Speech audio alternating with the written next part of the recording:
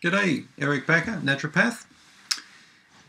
I want to talk today about a condition which many women tend to suffer with, a condition that I've been in contact with on many occasions by women who would really love to get rid of this condition. And I'm sure many of you looking at this webpage right now may well be familiar with this condition. It's called vaginal thrush or a yeast infection.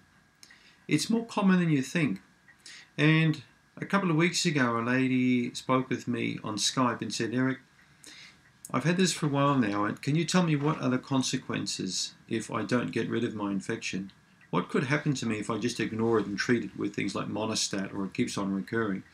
And I'm sure that many of you women watching this will have had recurring vaginal yeast infections and probably think nothing of them. And think, well, it's just a bit of an irritation down there, a bit of an itch, and it'll probably go away on its own accord. Now, in some cases it will go away on its own accord, but in many cases it won't, and it'll be chronic and recurring. So what do? Do you go back to the doctor and keep taking Monistat, fluconazole? What do you do if you can't get rid of this yeast infection? You just keep relying on symptomatic treatment, hoping one day it will go away forever? Hoping that the pain's going to go, the embarrassing odour and the itching? It won't go away. In some cases it will. In a small percentage of cases, vaginal yeast infection will disappear in its own right, but in many cases it will not go away, and it can be chronic and recurring, and it can last for many, many years. Some patients I see have had this condition for 10, 15, even 20 years, and it just doesn't seem to go away. The consequences can be quite severe for a chronic yeast infection.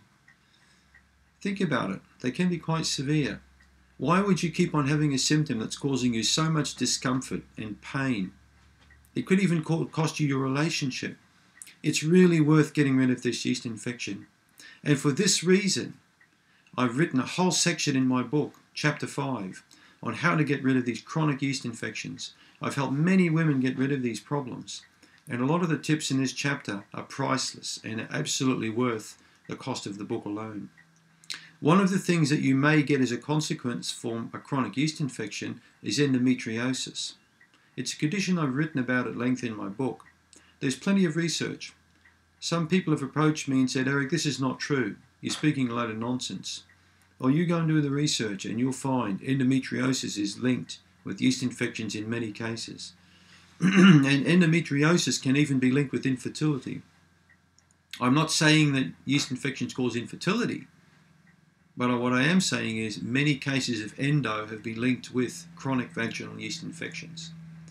So doesn't it pay to get more involved in preventative medicine, to get rid of an embarrassing, itchy, smelly problem now or sooner rather than later, or keep living with this chronic, awful problem that's causing you so much discomfort? So think about it. If you want a solution, I've written extensively in my book Candida Crusher about this solution. Have a listen to one of the audio testimonials of a lady who got rid of her yeast infection using my method. You'll find it on this page just down below. This is a real case. And there are many more of these cases going up. I've had phenomenal success with these vaginal infections.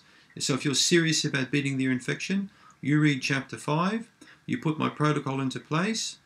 If it doesn't work, you let me know. You'll get a refund of my book, and you'll certainly get some personal attention from me, because I'm convinced that if you really follow the protocol properly and you really do what it takes to beat this thing, you'll finally beat it. And then you've got rid of that embarrassing situation that you've got down there. And it can make a huge difference to the quality of your life. So take my word for it. Do not ignore a chronic yeast infection, because the consequences can be severe, as they can with any problem that you tend to ignore. Thank you.